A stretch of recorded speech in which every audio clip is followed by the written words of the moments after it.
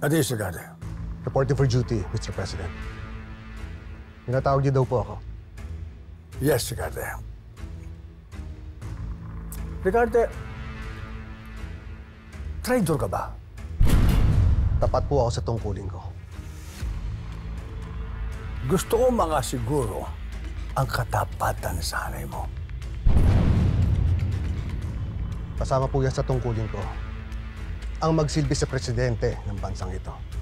O, mabuti kung ganon. Makakatulong sa imahe. Lalo na kung ikaw ang tatalaga kong maging chief ng kapulisan dito sa Pilipinas. At alam kong bagay na bagay sa'yo. Ang 4 na estrella. Okay? Pero, Mr. President, marami pa po mas senior sa akin. Ayoko may masagasaan po ako. Karte ako ng bahala sa kanila. Basta ako ang commander-in-chief. At alam kong bagay na bagay sa'yo yung 4 na estrella nakalagay dito. Mr. President, malaking responsibilidad po ito.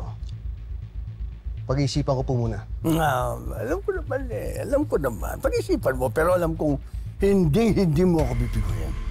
Umaasa ako sa'yo.